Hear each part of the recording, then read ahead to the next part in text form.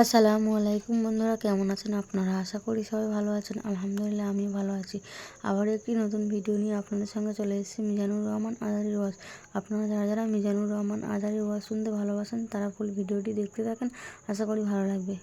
দাজ্জালের নাম তো আপনারা শুনেছেন। ভয়ঙ্কর ডেঞ্জারাস একটা ক্যারেক্টার। পৃথিবীর শুরু থেকে শেষ পর্যন্ত এর চেয়ে বড় ফিতনা আসেনি, আসবেও না। দাজ্জালের ফিতনা। সে তার এক চোখ থাকবে, আরেক চোখ এরকম বন্ধ থাকবে। এখানে লেখা থাকবে কাফারা। কোনোভাবেই তাকে দমানো যাবে না, হত্যা করা যাবে না। আল্লাহ নবী ঈসা আলাইহিস সালাম তাকে হত্যা করবেন। তো যে ব্যক্তি সূরা কাহাফ তেলাওয়াত করবে, সূরা কাহাফের প্রথম 10 আয়াত বিশেষ করে মুখস্থ রাখবে, আল্লাহ তাআলা উসিমা মিন ফিতনাতিদ দাজ্জাল, দাজ্জালের ফিতনা থেকে তাকে বাঁচাবেন। সূরা কাহাফের মধ্যে একটা শব্দ আছে ওয়ালিয়াতালাত্তাফ। যারা কোরআন পড়েছেন দেখে থাকবেন, না দেখলে আজকে বাসায় যে দেখবেন, একটা শব্দ আছে ওয়ালিয়াতালাত্তাফ। দেখবেন কোরআনের মধ্যে এই শব্দটা বোল্ড করা, মোটা কালি দিয়ে লেখা, bold. This is the middle of the holy Quran. এটা কোরআনের একেবারে মাঝখানে এই শব্দটা। এর আগে যত আয়াত তার পরে ঠিক তত আয়াত। সুবহানাল্লাহি বিহামদিহি। This is the middle of the holy Quran, এবং এটা সূরা কাহাফের মধ্যে আছে ওয়ালিয়াতালাত্তাফ শব্দটা আপনারা দেখবেন। এবং এই সূরাটা নবুয়তির ৫ম বৎসরে নাজিল হয়েছিল, আবিসিনিয়াতে হিজরতের পূর্বে। তখন সাহাবীদের উপর, নমুসলিম সাহাবাদের উপর কঠিন অত্যাচার চলতেছিল, ভয়ঙ্কর ধরনের অত্যাচার। তো এই সূরাটা নাজিল করে আল্লাহ তাআলা ওনাদেরকে সান্ত্বনা দিলেন এবং বুঝাতে চাইলেন এই অত্যাচার, এই জুলুমের শিকার শুধু তোমরাই হচ্ছ না, এর আগেও হয়েছে অনেকে। ৭ জন যুবক ছিল রোমান সাম্রাজ্যে, তারা তাদের ঈমান বাঁচানোর জন্য এরকম কষ্টের শিকার হয়েছিল, এবং তারা যে স্বপ্ন দেখেছিল সেই স্বপ্ন আল্লাহ তাআলা বাস্তবায়ন করেছেন। তো এই ঘটনাগুলো শুনিয়ে বেসিক্যালি মক্কার যে নও-মুসলিম সাহাবারা, তাদেরকে আল্লাহ তাআলা সান্ত্বনা দিচ্ছিলেন যে ফ্রাস্ট্রেটেড হওয়ার কিছু নেই। ওয়ালা তাহিনু ওয়ালা তাহজানু ওয়া আনতুমুল আ'লাউনা ইন কুনতুম মুমিনিন। হতাশ হবে না, চিন্তিত হবে না, বিজয় তোমাদেরই হবে যদি তোমরা মুমিন হও, যদি তোমরা বিশ্বাসী হও, তোমাদের ঈমানের দাবিতে যদি তোমরা সত্যবাদী হও। এই সূরাটা নাজিলের একটা প্রেক্ষাপট আছে। মক্কার কুরাইশরা কোনোভাবেই যখন রাসূল সাল্লাল্লাহু আলাইহি ওয়াসাল্লামকে দমাতে পারছিল না, তখন তারা প্ল্যান করলো যে আমরা মদিনাতে যে মদিনার ইহুদিদের কাছ থেকে কিছু জেনে আসি। কারণ মক্কাবাসীদের নবী, রাসূল, ওহী, আখিরাত এগুলোর ব্যাপারে কোনো ধারণা ছিল না। তো ফলে তারা কুরাইশরা নজর ইবনে হারিস এবং উকবা ইবনে আবি মুঈত এই দুইজনকে পাঠালো, তোমরা মদিনায় যাও, মদিনায় ইহুদিরা থাকে, ইহুদিদের কাছে তাওরাত নাজিল হয়েছিল। They have idea regarding prophets and আখিরাত, আখিরাত কি, নবী কি, এগুলোর আইডিয়া তাদের আছে। তো তাদের দুইজনকে পাঠালো যে তোমরা যে তাদের জিজ্ঞেস করো যে আমাদের জ্ঞাতি ভাইদের মধ্যে থেকে একজন তো নবী দাবি করে, সে কি আসলেই নবী কিনা, আমরা কিভাবে বুঝবো? তো যেই চিন্তা সেই কাজ, তারা গেল মদিনাতে, মক্কা থেকে মদিনায়, যে খুলে বললো যে আমাদেরই এক ছেলে, আমাদেরই এক লোক বয়স 40 হওয়ার পর থেকে বলে আমি নবী, আমার কাছে ওহী আসে, আল্লাহ আমার কাছে বাণী পাঠায়, আর তিনি আমাকে বাণী বাহক করে পাঠিয়েছেন তোমাদের কাছে। এটা আসলে সত্য কিনা আমরা একটু কনফিউশনে আছি। তো ইহুদিরা বলল তোমরা যে তাকে 3টি প্রশ্ন করবে, যদি উত্তর দিতে পারে বুঝবে সত্য নবী। 1 নম্বরে জিজ্ঞেস করবে যে মুহাম্মদ বলো তো আসহাবে কাহাফ কারা, আসহাবে কাহাফ সম্পর্কে তোমরা কি জানো? যে সূরাটার নাম সূরাতুল কাহাফ। কাহাফ মানে হচ্ছে কেইভ, গুহা, মানে গুহাবাসী। 7 জন যুবক এই গুহার ভিতরে আশ্রয় নিয়েছিল ঈমান বাঁচানোর জন্য। মুহাম্মদ তুমি যদি সত্য নবী হও বলো এই ঘটনাটা কি। 2 নম্বরে তাকে জিজ্ঞেস করবে জুলকারনাইন বাদশা সম্পর্কে কি জানে, সে কিছু জানে কিনা। 3 নম্বর তাকে জিজ্ঞেস করবে মা হুয়া রূহ, রূহ কি, যে রূহটা দেহে ঢুকলে মানুষ নড়ে চড়ে, প্রাণবন্ত একটা অ্যানিমেশন থাকে, এটা বের হয়ে গেলে সে ডেড বডি, লাশ হয়ে পড়ে থাকে। What is the origin of রূহ, স্পিরিট। এই 3টা প্রশ্নের উত্তর যদি জানে তাহলে আসলেই সে সত্য নবী। তারা এসে জিজ্ঞেস করলো মুহাম্মদ বলো আসহাবে কাহাফ কারা, বলো জুলকারনাইন কে, বলো রূহ কি। এই 3টা প্রশ্নের উত্তর যদি করতে পারো তাহলে বুঝবে তুমি সত্য নবী। রাসূল সাল্লাল্লাহু আলাইহি ওয়াসাল্লাম বললেন ঠিক আছে যাও, আগামীকাল উত্তর বলে দেব। তিনি ইনশাআল্লাহ বলতে ভুলে গেলেন। রাসূল সাল্লাল্লাহু আলাইহি ওয়াসাল্লামের ধারণা ছিল প্রতিদিনই তো জিবরাইল কোরআনের আয়াত নিয়ে আসে, তো তারই ধারাবাহিকতায় আগামীকাল আসবে, আমি জিজ্ঞেস করে নিব এই 3টা প্রশ্নের উত্তর। তারপরের দিন সবাই এসে হাজির, কিন্তু জিবরাইল আলাইহিস সালাম আসেনি। রাসূল সাল্লাল্লাহু আলাইহি ওয়াসাল্লাম একটু বিব্রতকর পরিস্থিতিতে বললেন। তারা বললো তুমি তো আজকে অ্যাপয়েন্টমেন্ট দিয়েছো, ডেট দিয়েছো, বলো উত্তর বলো। রাসূল সাল্লাল্লাহু আলাইহি ওয়াসাল্লাম বলল আজকে না, আগামীকাল বলে দিলাম। রাসূল সাল্লাল্লাহু আলাইহি ওয়াসাল্লাম ইনশাআল্লাহ কথাটা আর মনে করতে পারতেছেন না। এরপরের দিনও তারা এসে হাজির, কিন্তু রাসূল ইসলাম উত্তর দিতে পারতেছেন না। তারপরের দিন এভাবে পিছাচ্ছেন, রাসূল ইসলাম ডেট দিচ্ছেন না। এভাবে একদিন, 2 দিন, 3 দিন না, 15 দিন। কয়দিন? এদিকে তো এই প্রশ্নের উত্তর জানার জন্য এখন একজন দুজন আসে না, দলে বলে কাফিররা আসে। কারণ রাসূল ইসলামকে এখানে অপমান করা যাচ্ছে, ছোট করা যাচ্ছে, হেয় করা যাচ্ছে। তারা এসে হাসাহাসি করে। আবু বকর, ওমর রাদিয়াল্লাহু আনহুকে বলে, দেখো তোমরা না বলছো সত্য নবী, উনি সত্য নবী হলে তো প্রথম দিন উত্তর দিয়ে দিতে পারতো, পারে না কেন? এটা থেকে বোঝা যাচ্ছে তিনি আসলে মিথ্যাবাদী। 15 দিন রাসূল সাল্লাল্লাহু আলাইহি ওয়াসাল্লামের জন্য এত বিব্রতকর পরিস্থিতি আর ছিল না। 15 দিন পর আল্লাহ তাআলা আয়াত নাযিল করলেন, ওয়ালা তাকুলান্না বিশাইইন ইন্নী ফাইলুম যালিকা গাদা ইল্লা আইয়াশা আল্লাহ। অর্থাৎ হে নবী, ভবিষ্যতের কোনো কাজে যখন ওয়াদা দিবেন, কমিটমেন্ট করবেন, আপনি আইয়াশা আল্লাহ মানে ইনশাআল্লাহ বলা ছাড়া কখনো দিবেন না। রাসূল সাল্লাল্লাহু আলাইহি ওয়াসাল্লামকে শিক্ষা দেওয়ার মধ্য দিয়ে বেসিক্যালি আল্লাহ তাআলা গোটা মুসলিম উম্মাহকে শিক্ষা দিলেন, আমাদেরকে শিক্ষা দিলেন, যাতে আমরা ভবিষ্যতের কাজে আগে ইনশাআল্লাহ বলি। তো রাসূল সাল্লাল্লাহু আলাইহি ওয়াসাল্লাম লেসনটা পেলেন। এরপর আল্লাহ তাআলা উত্তর জানিয়ে দিলেন, আম হাসিবিতা আন্না আসহাবাল কাহফি ওয়ার রহিমি কানু মিন আয়াতিনা আজাবা। টানা 2 পৃষ্ঠা উত্তর দিলেন আসহাবুল কাহফ কারা। তাওরাত, জাবুর, ইনজিলে কোথাও এত বিস্তারিত উত্তর নাই আসহাবে কাহফের ব্যাপারে। আল্লাহ তাআলা আল কাহফ, সূরাতুল কাহফ নামে গুহাবাসীদের নামে একটা সূরা দিলেন, বিস্তারিত 2 পৃষ্ঠায় বর্ণনা করলেন তারা কারা। কুরাইশরা তো তাআজ্জুব বনে গেল, ঘটনা কি, মুহাম্মদের উত্তর কিভাবে জানলো? সে তো কারো কাছে পড়ে নাই, লেখে নাই, এই দেশের বাইরেও কোথাও যায় নাই। দ্বিতীয় প্রশ্ন ছিল যুলকারনাইনকে আল্লাহ আয়াত নাযিল করলেন, ওয়াসআলুনাকা আন যিলকারনাইন কুল সাআতলু আলাইকুম মিনহু যিকরা। টানা আল্লাহ তাআলা প্রায় 1.5 পৃষ্ঠা, 1 পৃষ্ঠারও বেশি যুলকারনাইনের ঘটনা শোনালেন। আর রূহের কথা শোনালেন সূরা আল ইসরাতে, ওয়াসআলুনাকা আনির রূহ কুলির রূহু মিন আমরি রাব্বি ওয়া মা উতীতুম মিনাল ইলমি ইল্লা কালিলা।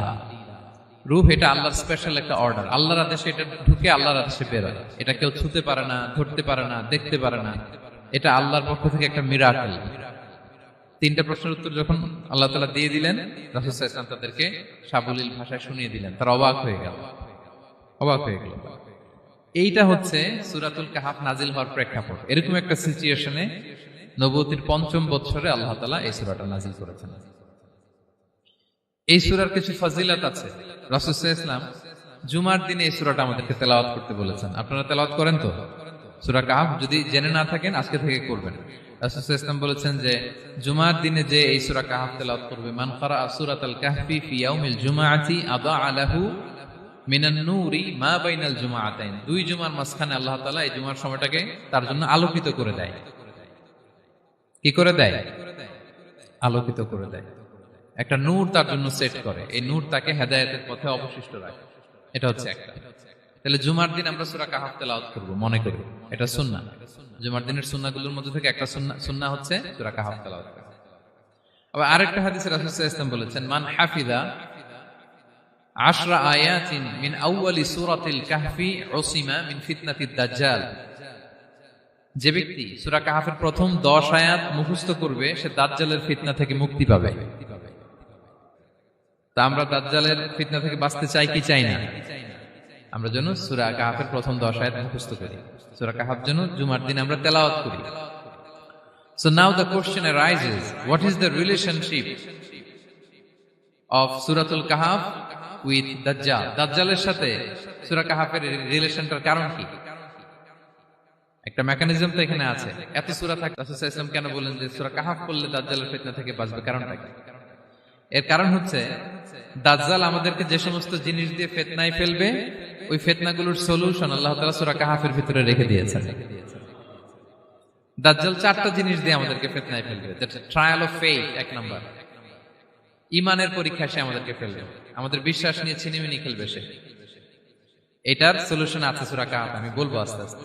2 নম্বরে দাজ্জাল আমাদেরকে ফিতনায় ফেলবে, দ্য ট্রায়াল অফ ওয়েলথ, সম্পদ দিয়ে সে আমাদেরকে ফিতনায় ফেলবে। 3 number the trial of knowledge, জ্ঞান দিয়ে সে আমাদেরকে ফিতনায় ফেলবে। 4 number the trial of power, ক্ষমতা দিয়ে সে আমাদেরকে ফিতনায় ফেলবে। দাজ্জাল 4টা জিনিস দিয়ে আমাদেরকে পরীক্ষায় ফেলবে। কয়টা? 1 হচ্ছে ঈমানি পরীক্ষা, 2 হচ্ছে সম্পদ দিয়ে পরীক্ষা, 3 হচ্ছে জ্ঞান দিয়ে পরীক্ষা, 4 হচ্ছে ক্ষমতা দিয়ে পরীক্ষা। সে ঈমানের পরীক্ষায় আমাদেরকে ফেলবে। সে এসে বলবে আমি তোমার রব, এবং এটা প্রমাণ করার জন্য যা যা দরকার আল্লাহ তাআলা তাকে সব দিবেন, সে সব করতে পারবে। সে বলবে আমি তোমার রব। যদি বিশ্বাস না হয়, তোমার বাবাকে যদি জীবিত করে বিশ্বাস করবে? অনেকে বলবে হ্যাঁ আমার আব্বাকে জীবিত করে দেখান, তো তার বাবাকে ঠিকই সে জীবিত করে ফেলবে। আসলে শয়তান তার বাবার সুরাত নিয়ে সামনে দাঁড়াবে, আরে তাই তো, এটাই তো আমার বাবা, এটাই তো আমার দাদা। মানুষ ফিতনায় পড়ে যাবে, ইমানের ফিতনায়। সে ভাববে আসলে এটাই বোধহয় আমার রব, এবং তাকে এত ক্ষমতা দেয়া হবে, তার ডান দিকে থাকবে জান্নাত, বাঁ দিকে জাহান্নাম, তার কাছে আল্লাহ এটা দিবে। যে তার কথা শুনবে তাকে সে জান্নাতে ঢুকাবে, কিন্তু জান্নাতে ঢুকে সে জাহান্নামের শাস্তি ভোগ করবে। এটা তার বাইরের মানুষ বুঝবে না, অ্যাপারেন্টলি এটা জান্নাত। আর যে তাকে মানবে না তাকে সে জাহান্নামে ফেলবে, কিন্তু জাহান্নামে ঢুকলেও সে জান্নাতের নাজ নেয়ামত ভোগ করবে। তাহলে এই যে ইমানের ফিতনায় সে ফেলে দিবে আমাদেরকে। তো ইমান কি করে বাঁচাবো, এটা সলিউশন আমি শোনাবো আপনাদের। 2 নম্বরে, সে আমাদেরকে সম্পদ দিয়ে ফিতনায় ফেলবে। যার যা লাগবে সে তাই দিতে পারবে, যা লাগবে। সে যদি আকাশকে বলে আকাশ বৃষ্টি দাও, যাকে তারা মানবে ওই এলাকায় বৃষ্টি হবে, সুজলা সুফলা শস্য শ্যামলা হবে, সে সমস্ত এলাকা ফল মূলে ভর্তি হবে, বরকত আর বরকত। আর যে এলাকার লোকেরা, জনপদের লোকেরা তাকে মানবে না, সে বলবে ওখানে বৃষ্টি হবে না, হবেও না। ওখানে খরা, দুর্ভিক্ষ, মাটি ফেটে চলছে, মানুষ না খেয়ে মরবে, মহামারী, দুর্ভিক্ষ দেখা দেবে। তখন বিশ্ববাসী মনে করবে এটাই বোধহয় আমাদের রব। তার মানে সম্পদ দিয়ে ফিতনায় ফেলে দিবে। 3 নম্বর হচ্ছে নলেজ। তার জ্ঞানের কাছে গোটা বিশ্ব হার মানবে। পূর্বের পরের যত জ্ঞান আছে সব আল্লাহ তাকে দিবে। ইলমুল আউয়ালিন ওয়াল আখিরিন, এমন কোন প্রশ্ন নেই যেটা দিয়ে তাকে আটকানো যায়। যাই জিজ্ঞেস করবেন সব জানতা, সব বলে দেয়। ভবিষ্যৎবাণী বলে দিবে, বলবে আগামীকাল ওইখানে অমুক দেশে বোমা বিস্ফোরণ হবে, হবে ওইখানে, ওখানে দুর্ভিক্ষ হবে, হবে, ভূমিকম্প হবে, হবে। সে যা বলবে তাই হবে। তার জ্ঞানের এই বহর দেখে মানুষ ফিতনায় পড়ে যাবে। 4 নম্বর হচ্ছে দ্য ট্রায়াল অফ পাওয়ার, ক্ষমতা। তার ক্ষমতার সামনে সবকিছু একেবারে ছিন্ন বিচ্ছিন্ন হয়ে যাবে, এত ক্ষমতা হবে তার। সে যেমনটি বলবে তেমনটি করতে হবে। বাতাসের চেয়ে দ্রুত বেগে সে এক দেশ থেকে আরেক দেশে চলে যাবে। তো তার এই সমস্ত অলৌকিক ক্ষমতা দেখে মানুষ ফিতনায় পড়ে যাবে। এবং এই ফিতনা, এই পরীক্ষার মুহূর্তগুলোতে মানুষ কিভাবে নিজেকে ধরে রাখবে তার সলিউশন আল্লাহ তাআলা সূরা কাহফে দিয়েছেন। এই 4টা ফিতনা থেকে বাঁচার জন্য আল্লাহ সূরা কাহফে 4টা ঘটনা উল্লেখ করেছেন। কয়টা? 1 নাম্বার হচ্ছে আসহাবে কাহফ, যুবকদের ঘটনা, 7 জন যুবকদের ঘটনা। ঈমান কি করে বাঁচাবেন, সলিউশন ওখানে। সম্পদের ফিতনা থেকে কিভাবে নিজেকে বাঁচাবেন, এজন্য একজন বাগানওয়ালার ঘটনা আল্লাহ সেখানে বলেছেন। জ্ঞানের ফিতনা থেকে কি করে বাঁচবেন, এজন্য আল্লাহ তাআলা মুসা আলাইহিস সালাম এবং খিজির আলাইহিস সালামের ঘটনা সেখানে উল্লেখ করেছেন। আর ক্ষমতার ফিতনা থেকে কি করে বাঁচবেন এটা বোঝানোর জন্য আল্লাহ তাআলা যুলকারনাইনের ঘটনা উল্লেখ করেছেন। 4টা ফিতনা থেকে বাঁচার জন্য কয়টা ঘটনা? 4টা ঘটনা। আমরা তাহলে একটা একটা করে ঘটনা শুনি, আমরা একটু উদ্ধার করার চেষ্টা করি যে কি কি সলিউশন আল্লাহ তাআলা আমাদের বাতলে দিলেন। 1 নম্বর হচ্ছে আসহাবে কাহফের ঘটনা। এটা 250 খ্রিস্টাব্দের সময়কালে রোমান সাম্রাজ্যের একজন বাদশা ছিল, নাম দাকিয়ানুস, প্রতাপশালী বাদশা, পৌত্তলিক, মূর্তির পূজা করে। ঈসা আলাইহিস সালাম বিদায় নিয়েছেন, 200-250 বছর হলো। তো সব নবীর ধর্মই কিন্তু ইসলাম, যদিও আমরা নাসারা বলি, ইহুদি বলি, সব নবীদের ধর্মই কি ইসলাম। তো তিনি ছিলেন পৌত্তলিক, মূর্তির পূজা করত। আর তার এলাকায় কেউ যদি ঈসা আলাইহিস সালামের নাম নিত, আখিরাতে বিশ্বাস করত, আল্লাহ বিশ্বাস করত, তাদেরকে তারা পাথর মেরে হত্যা করত। এজন্য ভয়ে কেউ ঈসাই ধর্মে ঈমান আনতো না, মানে ইসলামে ঈমান আনতো না। এই রাজার ভয়ে সবাই মূর্তির পূজা করত। কিন্তু 7 জন যুবক ছিল, তারা স্রোতে গা ভাসিয়ে দেয়নি, স্রোতের বিপরীতে তারা ঈমান নিয়ে দাঁড়িয়েছে। তারা ঈসা আলাইহিস সালামের রেখে যাওয়া সত্য ধর্মের উপর ঈমান এনেছিল, আখিরাতে তারা বিশ্বাস করত। তো এই 7 জন যুবকের কথা ছড়াতে ছড়াতে রাজা দাকিয়ানুসের কাছে চলে যায়। উনি তো রেগে মেগে আগুন ডেকে পাঠালো 7 জনকে। তো তাদেরকে জিজ্ঞেস করলো তোমরা কাকে মানো? বলতেছে এক আল্লাহকে মানি। সাহসী, খুবই সাহসী। বলতেছে তুমি কি জানো তোমরা কার সামনে কথা বলতেছো? আমি তো তোমাদেরকে মৃত্যুদণ্ড দিতে পারি। তারা বলে দেন, কিন্তু আমরা সব বিসর্জন দিলেও ঈমান বিসর্জন দিতে পারবো না। সুবহানাল্লাহ। উনি বললেন তোমরা যুবক মানুষ, রক্ত গরম, আবেগে কথা বলতেছো, 3 দিন সময় দিলাম, যাও। ঈসার নাম ভুলে যাও, আখেরাত ভুলে যাও, আল্লাহর নাম ভুলে যাও। 3 দিন পরে তোমাদেরকে আবার ইন্টারভিউ নেব। ওই দিন যদি একই কথা বলো, পাথর মেরে 7 জনকে দুনিয়া থেকে উড়িয়ে দেবে। তারা চলে গেল। এবার 7 বন্ধু মিলে পরামর্শ করতে লাগলো, কি করতে পারি আমরা, এই গুণে ধরা সমাজকে আমরা কিভাবে বাঁচাবো, এই পৌত্তলিকতার ছোবল থেকে এই ইফসিস নগরীকে বাঁচাবো কি করে। নগরীটার নাম ছিল ইফসিস নগরী। বর্তমানে এটা তুরস্কের ইজমির শহরে অবস্থিত। এখনো জায়গাটা প্রত্নতাত্ত্বিকদের ওই ইয়েতে এটা সংরক্ষিত, এখনো টুরিস্টরা যায়। তো তারা বলল, আমরা ঈমান বিসর্জন দিব না, যদি আমরা ওদের কথা মেনে নিই আমরা তো মুশরিক হয়ে গেলাম। চলো আমরা এক কাজ করি, আমরা এলাকা ছেড়ে দিই। এই 7 যুবক আল্লাহর উপর ভরসা করে তারা বাড়ি ঘর আত্মীয় স্বজন সব ছেড়ে দিয়ে, লোকালয় ছেড়ে দূরে একটা পাহাড়ের ভেতরে আশ্রয় নিল। পাহাড়ের ভেতরে একটা গুহা ছিল, এই গুহা কি আরবিতে বলে আল কাহাফ। কি বলে? এই সূরার নাম কি? সূরাতুল কাহাফ। তো তাদের সাথে সাথে একটা কুকুরও যাচ্ছিল। তারা বারবার তাড়িয়ে দেওয়ার চেষ্টা করতেছিল কুকুরটাকে, যাতে না যায়, কিন্তু কুকুর শুধু কান্না করে তার সাথে যাওয়ার জন্য ঘেউ ঘেউ করতেছিল। এই কুকুরটাকেও সাথে নিল। ভালো মানুষদের সাথে থাকলে কি হয় দেখেন, এই কুকুরের কথা, যেহেতু 7 জন ইমানদারের সাথে একটা কুকুর ছিল, এই কুকুরের কথা আল্লাহ সূরাতুল কাহাফে উল্লেখ করে দিয়েছেন। ওয়া কালবুহুম বাসিতুন যিরাআইহি বিল ওয়াসিল। তো তারা ভিতরে গেল, যে প্রচন্ড ক্লান্ত, তারা ঘুমিয়ে পড়ল। কি করলো? এই এক ঘুমে আল্লাহ 309 বছর কাটাই দিলেন। কয়শো 9 বছর? 9 বছর ঘুম, সব ঘুম, প্রচন্ড ঘুম, ঘুম যেন আর কাটে না। 309 বছর পরে এরা জাগলো। এখন খুব ক্ষুধা, ঘুমে আর মোর ভাঙতেছে, আর একজন জিজ্ঞেস করতেছে, কি লম্বা সময় ঘুম দিলাম কোথায় আমরা? একজন বলতেছে, হ্যাঁ মনে সারাদিনই ঘুমাইছি আমরা।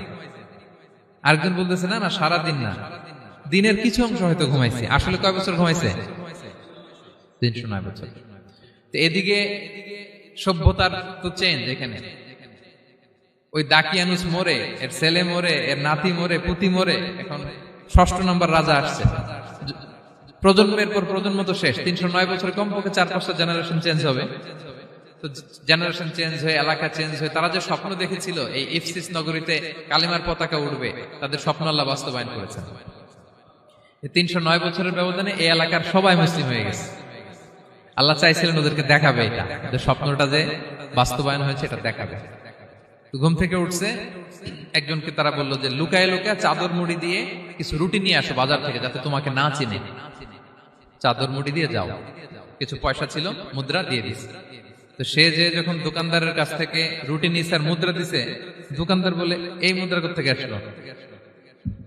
309 বছর আগে মালয়েশিয়াতে রিঙ্গিট ছিল কিনা জানি না, যেভাবে ওরা ট্রানজাকশন করতে পারে, যেটা ছিল ওইটা যদি এখন কেউ দেয়, রাজধানী বিলাসে খাবার পাওয়া যাবে? হ্যাঁ।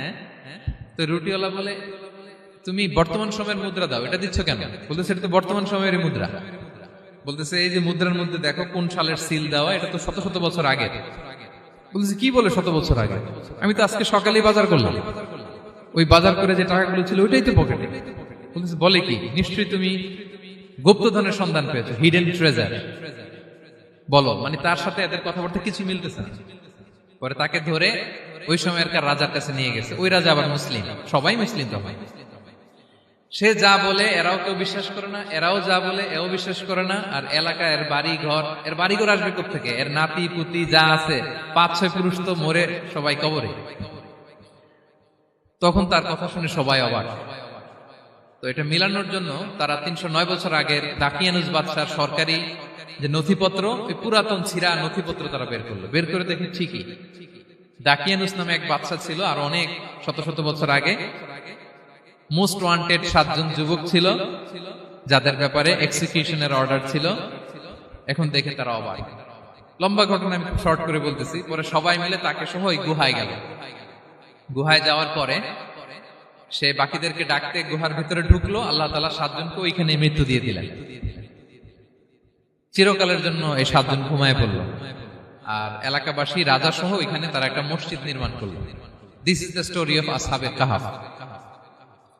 তো এলাকাবাসী যদিও মুসলিম হয়েছিল, কিন্তু আখিরাতের ব্যাপারে তাদের একটা সন্দেহ ছিল, যে আসলে মানুষ মরার পরে কি আবার জীবিত হবে? মৃত্যুবরণ করার পরে আবার মানুষ জীবিত হবে?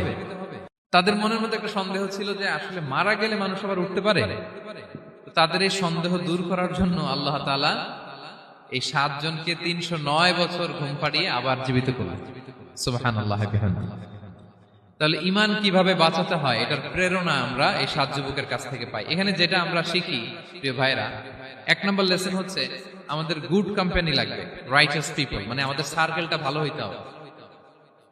তাদের 7 জনের সার্কেলটা খুব ভালো ছিল, ফলে তারা বিপথে যায় না এবং তারা এমন শক্ত সিদ্ধান্ত নিয়েছে যে আল্লাহ তাআলা সেটাতে বরকত দিয়েছেন, গোটা সমাজকে আল্লাহ তাআলা চেঞ্জ করে দিয়েছেন। এটা হচ্ছে 1 নম্বর লেসন। আপনি ঈমান বাঁচাতে হলে আপনার সার্কেল ভালো লাগবে। খুঁজবেন যে এলাকায় যাবেন ওখানে নামাজি সার্কেল কারা আছে, ওখানে জ্ঞানী গুণী সার্কেল কারা আছে, ওখানে ভালো কাজ করতে চায়, একে অপরকে সহযোগিতা করে, কল্যাণের পথের যাত্রী কারা আছে খুঁজতে হবে আপনাকে। খুঁজে ওই সার্কেলে আপনি যুক্ত হবে, তাইলে ঈমান বাঁচানো যাবে। ক্লিয়ার? 2 নাম্বার হচ্ছে conflict between believers and disbelievers it's universal. সত্য মিথ্যার লড়াই এটা চিরন্তন, আজীবন থাকবে। এটা ওনাদেরও ছিল, এখনো আমাদের লড়াই করে যেতে হচ্ছে, আমাদের ভবিষ্যৎ প্রজন্মও করবে। এই লড়াইটা আমরা করে যেতে চাই। কি বলেন? হ্যাঁ, থামা যাবে না? আমরা থামতে আসিনি, আমরা এই লড়াইটা করে যাব, আমরা সত্যের কথা বলেই যাব ইনশাআল্লাহ। বলেন। 3 নাম্বার হচ্ছে যে লেসনটা আমরা পাই, অনেকগুলো লেসন, আমি খুব প্রেসাইজলি বলতেছি। যুবকরা চাইলে একটা সমাজকে পাল্টে দিতে পারে। এই পৃথিবীতে যত বড় বড় বিপ্লব হয়েছে এগুলো যুবকরা এনেছে। তারা হচ্ছে সভ্যতা গড়ার কারিগর। আসহাবে কাহাফ আমাদের এই সময়ের নওজওয়ানদের জন্য প্রেরণা, তারা আমাদের জন্য প্রেরণার বাতিঘর। তারা যেমনি ঈমানকে রক্ষা করেছে, আমাদের যুবকরা চাইলেও তাদের ঈমানি চেতনাতে স্পিরিট দিয়ে সমাজটাকে পাল্টে দিতে পারে। কি বলেন? এখানে বেশিরভাগই তো যুবক। হ্যাঁ, গুড সার্কেলে থাকবেন তো আপনারা? সত্যের পক্ষে সবাই থাকবেন তো? আল্লাহ তাআলা কবুল করুন। আচ্ছা, এবার 2 নাম্বার ছিল সম্পদের ফিতনা, কিভাবে বাঁচবেন। আসহাবে কাহাফের পরে সূরা কাহাফে আল্লাহ তাআলা একজন বাগানওয়ালার ঘটনা বলেছে। 2 জন বন্ধু, একজন একটু গরিব, সে বিশ্বাসী, আরেকজন ধনী, সে অবিশ্বাসী। তাকে আল্লাহ তাআলা বিশাল বড় খেজুরের বাগান আর আঙ্গুরের বাগান দিয়েছেন, বিশাল বড়, অনেক বড় বিজনেস ম্যাগনেট। তো এই সম্পদের অহংকার সে করত। সে প্রায় তার গরিব বন্ধুকে বলতো যে তোর চেয়ে আমার সম্পদও বেশি, সন্তানও বেশি, জনবল বেশি, লোকবল বেশি, অর্থবল বেশি, সব বেশি। অহংকারে তার পা মাটিতে পড়তো না। আর সে আখিরাতে অবিশ্বাস করত এবং সে বলতো যে এই সম্পদ আমারে বাঁচাবে, চিরকাল আমাকে স্মরণীয় করে রাখবে, এই সম্পদ কোনোদিন যাবে না। অনেক বড় বড় ধনীরা আছে, তারা এরকম মনে করে যে আমি এত বড় সিআইপি, হ্যাঁ, আমি এত বড় বিজনেস ম্যাগনেট, এই দিন বোধহয় আর চেঞ্জ হতে পারে না, আমার আজীবনই বোধহয় এত পাওয়ার থাকবে, এত সম্পদ থাকবে। এটা ভুল ধারণা। এটা কি ভুল ধারণা? এই যে তুরস্কে দুর্ভিক্ষ হইল না, আপনারা দেখছেন না যে অনেক সম্পদের মালিক বাড়ি ঘর ভেঙে রাস্তার ফকির। এখন ওই যে ডিফিউজিদের জন্য যে খাবার আসছে ওখানে লাইনে দাঁড়াইছে, কারণ এখন লাইনে না দাঁড়ালে খাবারও তো মিলবে না। 1000 কোটি টাকার মালিক ছিল, ভেঙে চুরে সব শেষ। এখন রিলিফের নেওয়ার জন্য দুস্থদের কাতারে ওখানে দাঁড়াইছে, কারণ দাঁড়াইলেই কিছু খাবার পাওয়া যাবে, খিচুড়ি পাওয়া যাবে, তা না হলে তো খাবারটাও মিলবে না। এই যে বঙ্গবাজারে আগুন লাগলো আমাদের বাংলাদেশে, 20টা-25টা দোকান ছিল অনেকের যাদের অন্যান্য বিজনেস আছে তারা হয়তো সার্ভাইভ করতে পারতেছে, কিন্তু এমন অনেক ব্যবসায়ী ছিল সব শেষ, জ্বলে পুড়ে, তার টাকা পয়সা পুঁজি স্বপ্ন সব শেষ। তো ধনীকে গরিব বানাতে আল্লাহর 1 সেকেন্ডও লাগে না। ওই বিশাল প্রাসাদ থেকে টেনে ভাঙ্গা থালা হাতে দিয়ে রাস্তায় নামাইতে আল্লাহর কয় সেকেন্ড লাগে বলেন তো? 1 সেকেন্ডও লাগে না। সো এই লেসনটা কিন্তু আমাদের নিতে হবে। এবং ওই ব্যক্তির নসিবে তাই ঘটেছিল। সে যখন অহংকার করতেছিল, আল্লাহ তাআলা আকাশ থেকে হুসবান একটা আগুন পাঠালো। ওই আগুন এসে তার আঙ্গুরের বাগান, তার খেজুরের বাগান, বিশাল মাইলকে মাইল এই বাগান জ্বালিয়ে পুরো মুহূর্তের মধ্যে সারখার করে, এবং মুহূর্তের মধ্যে সে পথের ভিখারি, ফকির। এই ঘটনাটা এনে আল্লাহ তাআলা সম্পদশালীদেরকে রিমাইন্ডার দিলেন যে এই সম্পদের ফিতনায় তোমরা পড়ে যেও না। আমরা সম্পদশালী হলে বাস্তবতা অনেক সময় ভুলে যাই। সূরাতুল হুমাজাতে আল্লাহ তাআলা বলেন ইয়াহসাবু আন্না মালাহু আখলাদা। সম্পদশালীরা মনে করে এই সম্পদ আমাকে চিরকাল বাঁচিয়ে রাখবে, চিরকাল বোধহয় এই সম্পদ আমার হাতে থাকবে। না, এটা হাতের ময়লা, আজ আছে কাল নাই, যে কোনো সময় চলে যেতে পারে। এটা হচ্ছে ম্যাটেরিয়ালিস্টিক আউটলুক, বস্তুবাদী চিন্তা থেকে এই আমাদের ধনী ভাইদের এই সমস্যাটা হয়। ভোগবাদী চিন্তার প্রভাব আর কি। সম্পদ যখন হাতে থাকে ধরাকে সরাজ্ঞান করে, মনে করে যে সবই আমার কন্ট্রোলে। না, আপনারে ওই গরিবের কাতারে আনতে, ওই রিলিফের সম্পদ নেয়ার জন্য ওই লাইনে দাঁড় করাইতে আল্লাহর 1 সেকেন্ডও লাগে না। এটা খেয়াল রাখতে হবে। আমরা যখন প্রাইভেট কারে চড়ি, মাঝে মাঝে অনেকে এসে হাত পাতে, এদেরকে ছোট করা যাবে না। গল্পটা আল্লাহ ভিন্ন করতে আল্লাহর 1 সেকেন্ডও লাগে না। ওইদিকে আমি দাঁড়ায় হাত পাততাম আর উনি প্রাইভেট কারে বসে থাকতো। আল্লাহ চাইলে এরকম করতে পারতেন না? পারতেন। তো এখান থেকে আমাদের জন্য শিক্ষা হচ্ছে, সম্পদ এটা ক্ষণস্থায়ী, আজ আছে কাল নাই। এটা ক্ষণস্থায়ী, এটাকে এভারলাস্টিং মনে করা যাবে না। এভারলাস্টিং হচ্ছে আখিরাত। ওয়ালাল আখিরাতু খায়রুল লাকা মিনাল উলা, আখিরাত তোমার জন্য দুনিয়ার চেয়ে শ্রেষ্ঠ। এবং আল্লাহ তাআলা দৃষ্টান্ত একটা দিয়েছেন যে দুনিয়ার জীবনটা হচ্ছে কামা, ওই পানির মতো যেটা আনজালনাহু মিনাস সামা, আকাশ থেকে নাজিল করেছি। ওই পানি ক্ষেতের মধ্যে পড়ে ফসল, ফুল ফসল হয়েছে। এরপরে যখন ফসল কাটা হয়, ওই ক্ষেত খামার এগুলো তৃণলতা হয়ে যায়, ভুসির মতো হয়ে যায়। তখন বাতাসের ঝাপটায় একবার এদিকে যায়, একবার ওদিকে যায়। অনেক লম্বা উপমা, আমি সংক্ষেপে বললাম। তো শেষ আউটপুটটা হচ্ছে এটা, সম্পদ এটা মুহূর্তেই চলে যেতে পারে। সম্পদ উপার্জন জায়েজ আছে, মুসলিমরা সম্পদ উপার্জন করতে পারবে, কোনো অসুবিধা নাই। আপনি যদি ধনী হন এটা ভালো, ফলে আপনি যাকাত দিতে পারবেন, অসহায় দুস্থদের সহায়তা করতে পারবেন, কন্ট্রিবিউট করতে পারবেন। আপনি সম্পদ হাতের মুঠোয় নেবেন, কন্ট্রোল করবেন, কিন্তু এই দিকে স্থান দিবেন না। দ্যাটস ইট, তাহলেই হবে। আমরা সম্পদ কি করতে পারবো? উপার্জন করতে পারবো, কিন্তু হৃদয়ে স্থান দিতে পারবো না। হৃদয়ে স্থান থাকবে আখিরাতের। এই মাইন্ডসেট যদি আপনি গড়ে তোলেন, তাহলে সম্পদের ফিতনা আপনি কখনো পড়বেন না। এই পয়েন্টটা কি ক্লিয়ার সবার? ক্লিয়ার। 3 নাম্বার ফিতনা ছিল কিসের ফিতনা দেখি কে বলতে পারে? প্রথমটা হচ্ছে বিশ্বাস বা ইমানের ফিতনা, 2 নাম্বার হচ্ছে সম্পদের ফিতনা, 3 নাম্বার জ্ঞানের ফিতনা। জ্ঞানেরও কিন্তু ইলমেরও একটা গরম আছে। যার ইলম আছে তার মধ্যে এই সমস্যাটা কাজ করে। সেটার জন্য আল্লাহ তাআলা মুসা আলাইহিস সালাম, খিজির আলাইহিস সালামের ঘটনা বলেন। আমি খুব সংক্ষেপে বলবো, সময় কম। মুসা আলাইহিস সালাম হচ্ছে বনি ইসরাইলের নবী, আর খিজির আলাইহিস সালাম কেউ বলেছেন নবী, কেউ বলেছেন আল্লাহর ওলি। আসলে আরবিতে ওনার নাম খদির, আমরা বাংলায় বলি খিজির। খদির মানে সবুজ। উনি যে কোনো জায়গায় বসলে ওখানে মরা গাছ, লতা পাতা এগুলো সবুজ হয়ে যেত। অনুর্বর এলাকার উপর দিয়ে হেঁটে গেলে ওটা উর্বর হয়ে যেত। তো মুসা আলাইহিস সালাম একবার ওয়াজ করতেছেন এইভাবে বনি ইসরাইলের সামনে, খুতবা দিচ্ছেন। হঠাৎ এক লোক দাঁড়ায় বলে, ইয়া নবী আল্লাহ, মান আ'লামু ফিল আরদ, বর্তমান পৃথিবীতে সবচেয়ে জ্ঞানী কে? মুসা আলাইহিস সালাম বলেন, ফাকালা আনা, আমি। কি বললেন? উনি আসলে ভুল কিছু বলেন নাই, কারণ প্রত্যেক জামানার নবীকেই আল্লাহ তাআলা সবচেয়ে বেশি জ্ঞান দিয়ে পাঠান, কারণ তার কাছে ওহীর জ্ঞান আসে, অদৃশ্যের খবর আসে, ইলমুল গায়ব আসে। কিন্তু এই উত্তরটা আল্লাহ তাআলার পছন্দ হয় না। আল্লাহ তাআলা চাচ্ছিলেন মুসা যদি বলতো আল্লাহ তাআলাই জানে কে জ্ঞানী বা আল্লাহই সবচেয়ে জ্ঞানী, এরকম হলে ভালো হতো। কিন্তু মুসা আলাইহিস সালাম কি বলছে? আমি। এখন প্রশ্ন করলো সবচেয়ে বড় জ্ঞানী কে? উনি কি বললেন? আমি। এই যে আমি এটাতে ঝামেলা আছে। আমি বড়, আমি জানি, আমি সব, দিস ইজ প্রবলেমেটিক। আল্লাহ এটা পছন্দ করলেন না। আল্লাহ তাআলা মুসা আলাইহিস সালামকে বললেন, মুসা তুমি যে বলছো তুমি জ্ঞানী, না তুমি জ্ঞানী না, তোমার চেয়ে বড় জ্ঞানী আছে। মুসা আলাইহিস সালাম বলে, তাই নাকি? আমার চেয়ে বড় জ্ঞানী কে? তো আল্লাহ তাআলা বললেন, ইযহাব ইলা মাজমাইল বাহরাইন, 2 সাগর বা 2 নদীর মিলনস্থলে যাও, ওখানে আমার এক বান্দা আছে তোমার চেয়েও জ্ঞানী। মুসা আলাইহিস সালাম বললেন, তাই নাকি? তো আল্লাহ আমি কিভাবে চিনি উনি কোথায় থাকে, কিভাবে বুঝবো? আল্লাহ বললেন, একটা বড় মাছ নাও, এটাকে ফ্রাই করো, এটাকে ফ্রাই করে একটা ঝুড়ির ভেতরে নাও, যেখানে এই মাছটা সাগরে ঢুকে যাবে ওখানে আমার বান্দাকে পাবে। তো উনি ওনার সহযোগী ইউশা ইবনে নুনকে নিয়ে হাঁটতে লাগলেন। হাঁটতে হাঁটতে এক জায়গায় ক্লান্ত হয়ে পাথরের পাশে বিশ্রাম নিলেন। ওই পাথর থেকে আবার এক ধরনের পানি বের হয়, এই পানিটারে বলে আবে হায়াতের পানি, মাউল হায়াত, জীবন নদীর পানি। এই পানি কোনো মৃত প্রাণী বা বস্তুর গায়ে লাগলে ওটা জীবিত হয়ে যায়। তো ওনারা পাথরে হেলান দিয়ে বিশ্রাম নিচ্ছিলেন। ওই পানি ওই ফ্রাই করা মাছের গায়ে লাগার সাথে সাথে মাছ জীবিত হয়ে ঝুড়ি থেকে বের হয়ে সাগরে ঢুকে গেছে। ওনারা আর খেয়াল করেন না। এরপর আবার হাঁটতে লাগলেন। হাঁটতে হাঁটতে যখন ক্লান্ত শ্রান্ত, তখন বলে, এই ইউশা, আমাদের ওই মাছ, ফ্রাই মাছটা দাও, এখন খাই। ঝুড়ি খুলে দেখে মাছ নাই। মাছ গেল কোথায়? তখন ইউশা বললো, হয়তো আমরা যে পাথরের ওখানে বিশ্রাম নিয়েছিলাম ওখানে আমরা মিসিং, ওখানে হারাই ফেলছি। চলো চলো, আরে ওইদিকে তো যাইতে হবে আমাদের। উনি গেলেন, যে দেখে মাছ যে জীবিত হয়ে বালুর এদিকে নাড়াচাড়া করতে করতে সাগরে ঢুকে গেছে, ওখানে দাগ আছে। মুসা আলাইহিস সালাম ঢুকলেন সুরঙ্গ, ঢুকে দেখে চাদর গায়ে দিয়ে এক লোক শুয়ে আছে। সালাম দিলেন, আসসালামু আলাইকুম। ওই লোক চাদর আর সরায় না, ভিতর থেকে বলতেছে ওয়ালাইকুম আসসালাম। তো চাদরের ভিতর থেকে উনি বলে মান আন, তুমি কে? মুসা আলাইহিস সালাম বললেন আনা মুসা, আমি মুসা। উনি বলেন মুসা বনি ইসরাইল, বনি ইসরাইলের মুসা?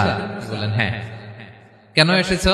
এবার চাদর খুললেন, বলতেছে আপনার কাছ থেকে কিছু শিখতে আসছি। আল্লাহ বলছে আপনি নাকি সবচেয়ে বড় জ্ঞানী। আমি ভুল করে বলে ফেলছিলাম আমি, আল্লাহ বলছেন যে আপনি নাকি জ্ঞানী। বলতেছে না, তুমি আমার জ্ঞান নিতে পারবে না, ওই ধৈর্য শক্তি তোমার নাই। মুসা আলাইহিস সালাম বললেন যে আপনি যে কোনো শর্তে আমাকে একটু রাখেন কয়েকদিন আপনার সাথে, আমি রাজি। বললেন না, তুমি পারবে না।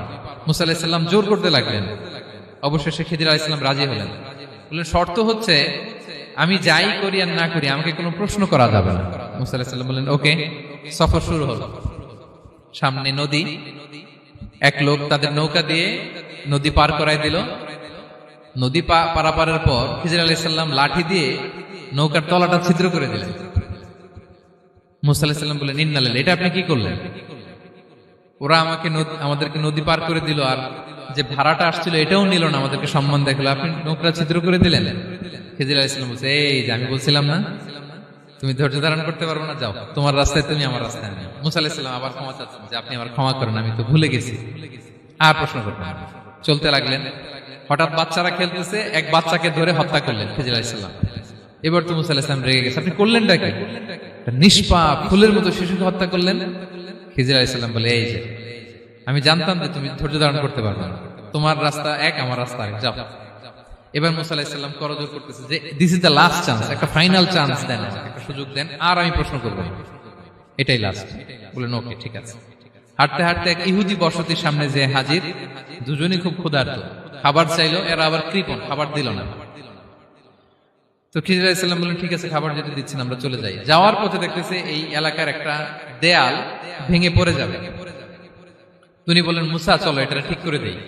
দুইজন মিলে প্রচন্ড ক্ষুধায় এটা সেটা এনে দেয়ালটা তৈরি করতেছে। মুসা আলাইহিস সালাম তো এমনি রাগী, পেটে আবার ক্ষুধা, আবার বলছে কিছু বলাও যাবে না। তিনি এবার আর প্রশ্ন করেন, বলতেছে ওরা এত কিপটামি করলো আর আপনি এটা করে দিলেন, আপনি তো চাইলে এটা টাকা নিতে পারতেন, পারিশ্রমিক নিতে পারতেন চাইলে।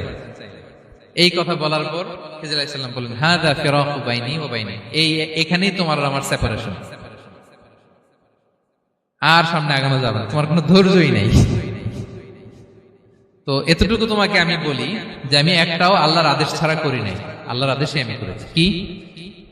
এক নম্বর হচ্ছে ওই যে আমাদের ভাড়া নিতে চাইলো না, আমাদেরকে পার করে দিল, নৌকাটা ছিদ্র করেছি কারণ এই এলাকায় একজন জালিম বাদশা আছে, সে নৌকা পেলেই গরিব মাঝিদের নৌকা সিজ করে নিয়ে যায়। তো এটাকে যখন তলায় ছিদ্র করে দিছি, রাজার লোকেরা এসে দেখবে যে এটা তলা ছিদ্র, পানি ঢুকতেছে, এটা নিবে না, ওরা পরে সামহাও এটা রিপেয়ার করে চালাইতে পারবে। মুসা আলাইহিস সালাম বলে সুবহানাল্লাহ, তাই তো, এটা তো আমি বুঝতে পারি নাই। আর ওই ছোট শিশুটাকে হত্যা করছি, ও অনেক বড় জালিম হবে এলাকা, তার ফিতনায় এলাকাবাসী তটস্থ থাকবে, সে তার মা বাবাকেও জাহান্নামে নেবে। এজন্য আল্লাহ তাআলা আদেশ দিয়েছেন আমাকে, আল্লাহর আদেশে আমি তাকে হত্যা করেছি। মুসা আলাইহিস সালাম বললেন তাই তো, এটা তো অনেক ভালো কাজ করছেন। তাইলে বলতেছে তাহলে ওইটা বলেন, খাবারও দিল না, এত কৃপণ, এদের দেয়াল কেন ঠিক করতে গেলেন আপনি? তখন তিনি বললেন যে আসলে এটা একটা ইয়াতিমদের ঘর ছিল, দুইটা ইয়াতিম শিশু, তাদের বাবা মা খুব ভালো ছিল, আর এই দেয়ালের নিচে আছে গুপ্তধন, এই দেয়ালটা পড়ে যাবে, এই গুপ্তধন তারা ছোট মানুষ নিতে পারবে না, এলাকাবাসী তাদেরকে বঞ্চিত করে নিয়ে যাবে। আমি দেয়াল গড়ে দিলাম যাতে করে তারা যখন প্রাপ্তবয়স্ক হয় নিজেদের সম্পদ নিজেরা বুঝে নিতে পারে। সুবহানাল্লাহ ওয়া বিহামদিহি। মুসা আলাইহিস সালাম বলে তাই তো, এগুলো তো আমি বুঝতে পারি নাই। তো এই ছিল খুব সংক্ষিপ্ত পরিসরে মুসা আলাইহিস সালাম খিজির আলাইহিস সালামের ঘটনা।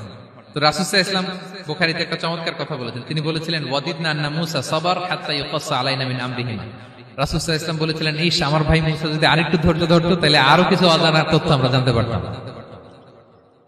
এখান থেকে, এই ঘটনা থেকে আমরা কি শিখলাম?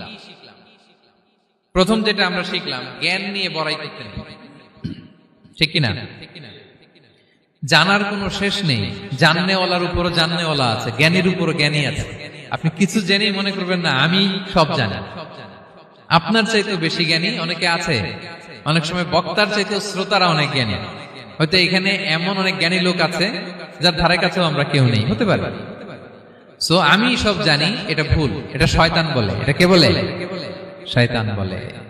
আবু নাওয়াস একটা কবিতা লিখেছেন, ওয়াকুল লিমান ইয়াদঈ ফিল ইলমি ফালসাফাতান হাবাসতা শাইআন ওয়া গাবাত আনকা আশিয়াউ। কেউ যদি বলে আমি সব জানি, তুমি তাকে বৃদ্ধাঙ্গুলি দেখিয়ে বলো আপনি কিছুই জানেন না, আপনি অল্প কিছু জেনেছেন, জানার এখনো অনেক বাকি। তাহলে মুসা আলাইহিস সালামের এই ঘটনা জিজ্ঞেস করা হলো কে জ্ঞানী, উনি বললেন আমি জ্ঞানী। এরকম কি আমরা কখনো বলবো? না। সবচাইতে বড় জ্ঞানী কে? ওয়া ফাওকা কুল্লি যী ইলমিন আলিম। সবচাইতে বড় জ্ঞানী আল্লাহ তাআলা। সো জ্ঞান নিয়ে আমরা অহংকার করব না। 2 নম্বর যে শিক্ষাটা আমরা পাই, ওই যে নৌকা দিয়ে পারাপার হচ্ছিল, তখন একটা চড়ুই পাখি এসে সাগরের মধ্যে মুখ দিয়েছিল। তো খিজির আলাইহিস সালাম বললেন, মুসা তুমি কি চড়ুই পাখিটা দেখতে পাচ্ছ? হ্যাঁ দেখতে পাচ্ছি।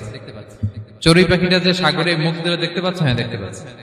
তখন খিজির আলাইহিস সালাম বললেন, চড়ুই পাখিটা সাগরে মুখ দিয়ে পানি খাওয়ার পরে চড়ুই পাখির ঠোঁটে বা চঞ্চুতে যতটুকু পানি লেগে আছে, এই পানিটা হচ্ছে তোমার আমার এবং মহাবিশ্বের আমাদের সকলের জ্ঞান। আর এই মহাসাগরের সকল পানি হচ্ছে আল্লাহ তাআলার জ্ঞান। আল্লাহ তাআলা বলেছেন, ওমা উতিতু মিনাল ইলমি ইল্লা কালিলা। আমি তোমাদেরকে একেবারে অল্প জ্ঞান দিয়েছি, একেবারে অল্প। এই রহস্যে ঘেরা এই মহাবিশ্বের অনেক কিছু আমাদের অজানা। প্রিয় ভাইরা, আমরা অনেক কিছু জানি না, আমাদের এই লিমিটেড নলেজ এগুলো ধরে না, তারপর আমরা জ্ঞানের বড়াই করি। আপনারা উপমাটা বুঝতে পারছেন? একটা নৌকা থেকে চড়ুই পাখি ঠোঁট দিয়ে পানি খাচ্ছে, পানি খাওয়ার পরে স্বভাবতই চড়ুই পাখির ঠোঁটে একটু পানি তো লাগবে। খিজির বললেন যে এই পানিটা হচ্ছে তোমার আমার পৃথিবীর সবার জ্ঞান, আর এই সাগরের বাকি পানিগুলো কার জ্ঞান? এবার বুঝতে পারছেন আল্লাহ তাআলার জ্ঞানের পরিধি। আমরা জ্ঞান নিয়ে যেন কখনো কি না করি, বড়াই না করি। জ্ঞান 2 ধরনের, একটা বাহ্যিক জ্ঞান, একটা অন্তর্নিহিত জ্ঞান। External knowledge, internal knowledge. আমরা যখন কোরআন হাদিস পড়ি আমাদের বাহ্যিক জ্ঞান অর্জন হয়। কোরআন হাদিস পড়লেই আপনি জ্ঞানী হয়ে যান। এটা কোরআন হাদিস পড়তে হয়, এটা ডাইজেস্ট করতে হয়, এটার উপর আমল করতে হয়। এই জ্ঞান অর্জন শেষে এরপরে আল্লাহর প্রিয় বান্দাদেরকে আল্লাহ অন্তরে ইলমের নূর দেন, ইলহাম দেন। That is the knowledge, that is the pure knowledge. আপনি হাফেজের কোরআন হয়ে ভাইবেন না আপনি সব জানেন, আপনি বুখারী মুখস্থ করে ভাইবেন না সব জানেন। এই সব জ্ঞান অর্জন করার পরে ইলমের নূর হাসিল হয়, সেটা আল্লাহ সবারে দেয় না। সো এই অন্তর্নিহিত জ্ঞান, দূরদৃষ্টি, farsightedness, that is the pure knowledge. এটার জন্য বছরের পর বছর, যুগের পর যুগ সাধনা করতে হয়। সেটার জন্য এই জ্ঞান অর্জনের জন্য 3টা জিনিস করতে হয় ইলমের নূর অর্জনের জন্য। কয়টা? 1 হচ্ছে বিনয়, 2 হচ্ছে সফর, 3 হচ্ছে সবর। আবার বলি, 1 হচ্ছে বিনয়, 2 হচ্ছে সফর, 3 হচ্ছে সবর। আল্লাহ তাআলা আল্লাহর নবীকে তাওরাত দেওয়ার পরেও আরো ট্রেনিং সেশন করাইছেন খিজির আলাইহিস সালামের কাছে। যাও, ওনার কাছে গেলে তুমি ছোট হবা, নত হবা। জ্ঞান যদি আমি নিতে চাই আমাকে ছোট হইতে হবে। ধরেন একটা গ্লাস থেকে একটা খালি গ্লাসে পানি ঢালবো, তো যেটাতে নেওয়া হবে এটা উপরে থাকলে হবে? যেই গ্লাসটার মধ্যে পানি আছে এটা উপরে থাকবে, ওইটা ব্ল্যাঙ্ক গ্লাসের মধ্যে পড়বে। আপনি নলেজ ইলম নিতে চাইলে আপনাকে নিচে থাকতে হবে, উনি উপরে থাকবে। আপনার শায়েখ আপনাকে দিবে, আপনার উস্তাদ আপনাকে দিবে, আপনার মুর্শিদ আপনাকে দিবে। বুঝতে পেরেছেন? তাহলে আমাদেরকে হাম্বলনেস লাগবে। শিখতে হইলে হাম্বল হইতে হয়, বিনয়ী হইতে হয়। আচ্ছা, 2 নাম্বার সফর করতে হয়। এটা আল্লাহ মুসা আলাইহিস সালামকে দিয়ে করাইছেন, যাও পিছে পিছে উস্তাদের পিছে পিছে ঘুরো। তো এজন্য সফর করতে হয়। এখন ঘরে বসে অনেক কিছু জানা গেল, উস্তাদের সান্নিধ্য লাগে, সফর করতে হয়। আমাদের ক্লাসিক আলেমরা হাদিস কালেকশনের জন্য শহরকে শহর সফর করতেন। এখনো আমাদের আলেমরা দেওবন্দে যায়, মিশরে যায়, মদিনায় যায়। এখানকার মালয়েশিয়ান স্টুডেন্টরা দেশে বিদেশে যে নলেজ অর্জন করে। সফর আপনাকে লাগবে। তাহলে বিনয়, সফর, 3 নম্বরে কি? সবর। ধৈর্যশীল হইতে হবে। দেখেন মুসা আলাইহিস সালাম বারবার প্রশ্ন করে ফেলতেছেন, বারবার ওয়াদা ভঙ্গ করতেছেন। এরকম করলে হবে না, ধৈর্য লাগবে। ধৈর্যের বলে বলিয়ান হলে তখনই আপনার মধ্যে ইলম আসবে। তাহলে জ্ঞানের ফিতনায় পড়ার আর আমাদের কোনো সম্ভাবনা আছে?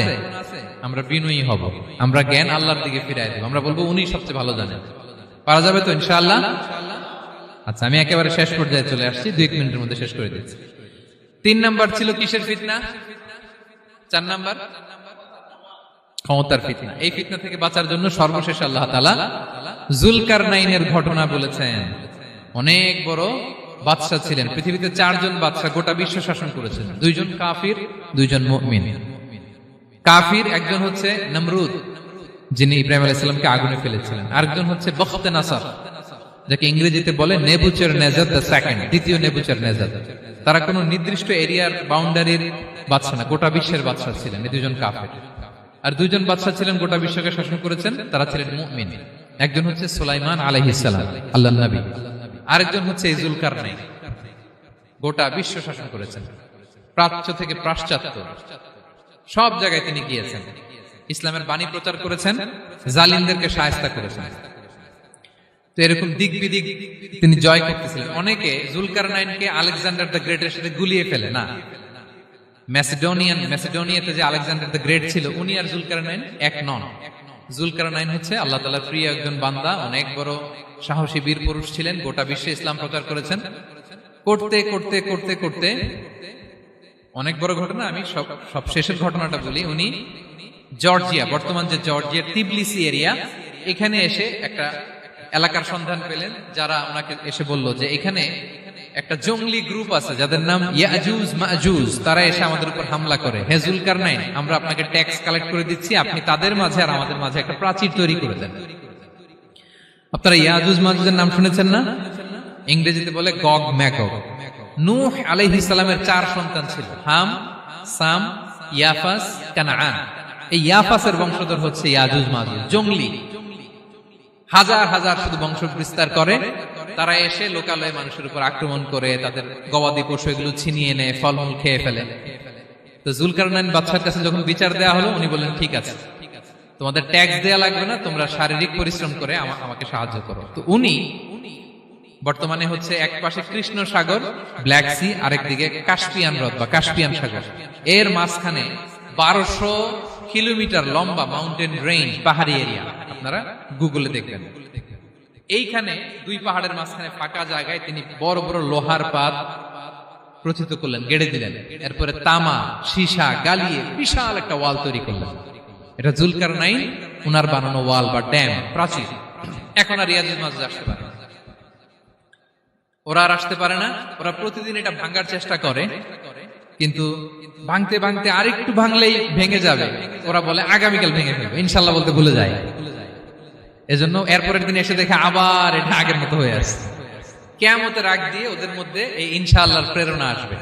তাদের একজন বলে উঠবে আগামীকাল ইনশাআল্লাহ আমরা এটা ভেঙে খান খান করে দেব, ঠিকই ভেঙে ফেলবে। তখন তারা ভেঙে চুরে কুটি কুটি ইয়াজুজ মাজুজের দল এসে হামলে পড়বে। সামনে পড়বে তাবারিয়া সাগর, একদল এসে তাবারিয়া সাগর এমন ভাবে খাবে, এই দল যাওয়ার পরে আরেক দল এসে এখানে যে সাগরে যে পানি ছিল এটা কল্পনাই করতে পারবে না। তারা পৃথিবীতে ফিতনা ফাসাদ করবে। ঈসা আলাইহিস সালাম তখন আসবেন, দোয়া করবে আল্লাহ তাআলার কাছে মুমিনরা, একটা মহামারী দিবে আল্লাহ তাআলা ইয়াজুজ মাজুজের মধ্যে, ওরা মরে যাবে সব। এরপর বিশাল এক পাখি এসে তাদেরকে আল্লাহর মর্জি মাফিক এমন এক জায়গায় ফেলে আসবে, কেউ জানবে না। তো তারা যে পচে গলে মাটির সাথে মিশেছিল, এই গলিত লাশ থেকে মাটি খুব উর্বর হয়ে যাবে। এরপর আল্লাহ তাআলা পৃথিবীর মধ্যে বারাকা দিবেন, কিছু রোপণ করলে তাড়াতাড়ি ফুলে ফেপে বড় বড় ফলমূল হচ্ছে। তো এটা কিয়ামতের আলামতের অন্য কোনো আলোচনায় হয়তো আমরা বলবো। তো জুলকারনাইন তিনি বিশাল এখানে প্রাচীর তৈরি করে দিয়েছিলেন, এবং প্রাচীর তৈরি করে দিয়ে তাদেরকে বলেছিলেন যে যতদিন আল্লাহ তাআলা চাইবেন এটা থাকবে, এবং যেদিন আল্লাহ তাআলার আদেশ আসবে এটা ভেঙে খান খান হয়ে যাবে। তার মানে দেখেন, এত পাওয়ারফুল, এত শক্তিশালী, এত ক্ষমতাধর হওয়ার পরেও তিনি তার ক্ষমতাকে কার দিকে ফিরিয়ে দিয়েছেন? যে আল্লাহ যতদিন চাইবে এই প্রাচীর টিকে থাকবে, যেদিনই আল্লাহ তাআলার আদেশ আসবে এই প্রাচীর ভেঙে খান খান হয়ে যাবে। সো আমরা ক্ষমতার দেখা পেলে, চেয়ার একটা পেলে, আমরা যেন জালিম হয়ে না উঠি, এটা হচ্ছে এখান থেকে শিক্ষা। আমরা যেন জুলুম না করি। উনি সম্পদের মালিক ছিলেন, ক্ষমতার মালিক ছিলেন, কিন্তু উনি যে আল্লাহর বান্দা এটা ভুলে যান নাই।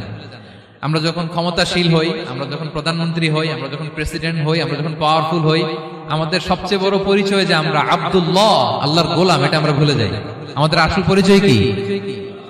আমরা আল্লাহর গোলাম। আমরা যে আল্লাহর গোলাম, এই চিন্তাটা, এই সেন্সটা যদি আমাদের মাথায় থাকে, তাহলে ক্ষমতা আমাদেরকে দাম্ভিক বানাতে পারে না, আর ওই ক্ষমতা আমাদেরকে ফিতনায়ও ফেলবে না।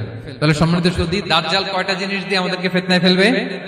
4টা। দ্য ট্রায়াল অফ ফেইথ, ইমানের পরীক্ষা; দ্য ট্রায়াল অফ ওয়েলথ, সম্পদ দিয়ে পরীক্ষা; দ্য ট্রায়াল অফ নলেজ, জ্ঞানের পরীক্ষা; দ্য ট্রায়াল অফ পাওয়ার, ক্ষমতার পরীক্ষা।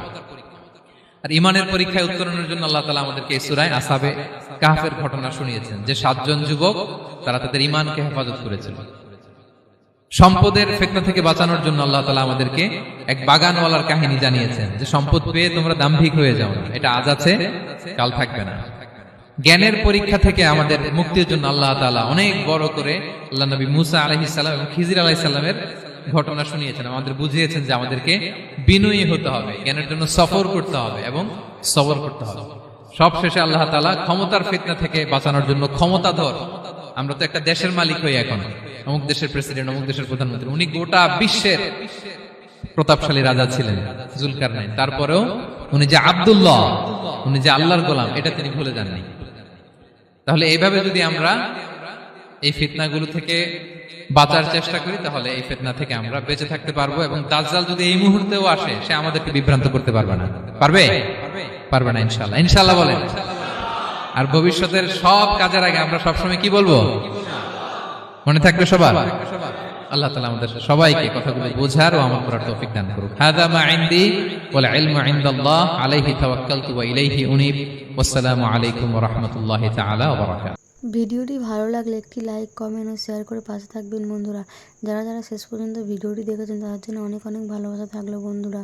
আর নতুন নতুন ভিডিও পেতে চ্যানেলটিকে সাবস্ক্রাইব করে পাশে থাকবেন বন্ধুরা। ভালো থাকবেন, ধন্যবাদ।